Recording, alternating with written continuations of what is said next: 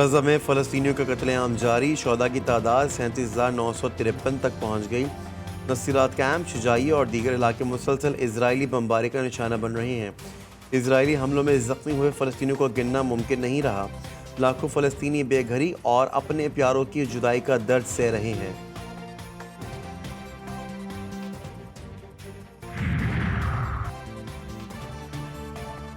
ایران میں صدارتی الیکشن کے دوسرے مرحلے کی تیاریاں مکمل، سعید جلیلی اور مسعود پزشکیان میں مقابلہ۔ سپریم لیڈر آیت اللہ خامنہ ای کہتے ہیں جو بھی اسلام اور ایران کی ترقی دیکھنا چاہتا ہے جمعے کو انتخابات میں ووٹ ڈالے۔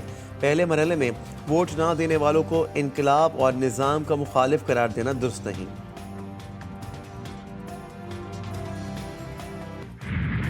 دنیا کے بہترین ہیومن رائٹس اور ایک فرم کو نہیں، 2 ہم نے ہائر کی، اور ہم کھل کے آپ کو کہہ رہا ہوں فرمز کے نام ہے اس رپورٹ کے اندر، تو یہ ہیومن رائٹس لائرز ہیں۔ جو سالیسیٹرز کی فرم یا لائرز کی فرم حاصل کی گئی، اس کے لیے پیمنٹ آپ نے کی؟ جی میں نے کی۔ یا پارٹی کے فنڈز میں سے کی گئی؟ نہیں، میں نے ذاتی طور پہ کی۔ آپ نے ذاتی طور پہ کی پیمنٹ؟ ہم نے ہیومن رائٹس کی 2 بہترین فرمز ہائر کی، میں نے ذاتی طور پر ہیومن رائٹس فرم کو ادائیگی کی۔ تحریک انصاف کے رہنما زلفی بخاری کی جی ٹی وی نیوز کے پروگرام جیفر غریدہ میں اعتراف، اون چودھری پر بھی تنقید، کہا اون چودھری سے میرا پروفائل بہت الگ ہے، اون چودھری کو کافی لانے کے علاوہ کچھ نہیں آتا۔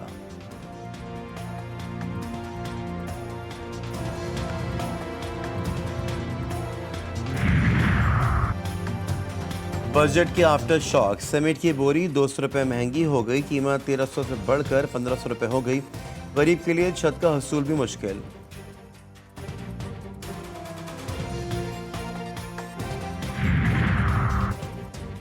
پہلے لگژری گاڑیاں اور اب لگژری گھر، لاہور میں سرکاری افسروں کی ڈبل موجیں۔ فیز 9 میں 29 سرکاری گھر بنیں گے، گریڈ 20، 21 اور 22 کے بیوروکریٹس کے لیے بنگلوں کی تعمیر کا آغاز، ابتدائی طور پر 27 گھروں کے لیے 1 ارب 64 کروڑ 45 لاکھ روپے کی منظوری۔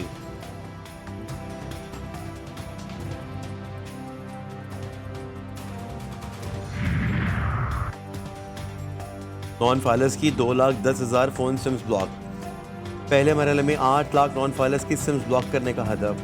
40% کی سمز ٹیکس ریٹرنز جمع کروانے پر کھول دی گئی، ذرائع کے مطابق ریٹرنز فائل کرنے پر ایف بی آر سمز کھولنے کا نوٹیفیکیشن بھجواتا ہے۔ وزیر اعظم کے آستانہ میں روسی صدر سے ملاقات، تجارت و توانائی سمیت مختلف شعبوں میں تعلقات مضبوط بنانے پر اتفاق۔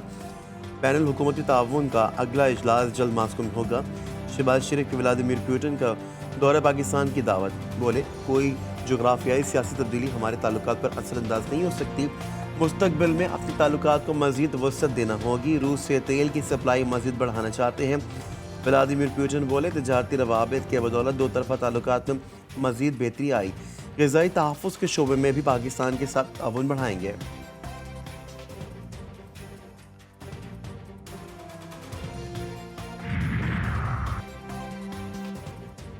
وزیر اعظم شہباز شریف نے تاجک وزیر اعظم طاہر رسول زادہ سے ملاقات کی، شہباز شریف کے تاجروں کو کراچی بندرگاہ پر آداری تجارت کرنے کی دعوت۔ وزیر اعظم نے ازبکستان کے صدر شوکت مرزیویف سے بھی ملاقات کی، تجارت، روابط، دفاع، سلامتی، ثقافت کو وسعت دینے کے عزم کا اعادہ کیا گیا۔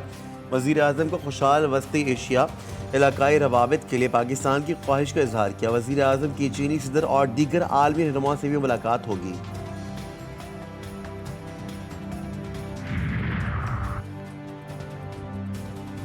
پاکستان، ترکیہ، آذربائیجان کے درمیان سہ فریقی کی بات چیت کا دور، وزیر اعظم شہباز شریف، ترک صدر طیب اردگان اور صدر آذربائیجان کی بھی شرکت۔ اجلاس میں علاقائی اور عالمی امن و خوشحالی سے متعلق تبادلہ خیال کیا گیا، پائیدار معاشی ترقی کی ترویج کے لیے علاقائی تعاون کے فروغ پر بات چیت۔ وزیر اعظم کا تینوں ممالک کے درمیان معیشت اور سرمایہ کاری کی شعبوں میں تعاون پر زور۔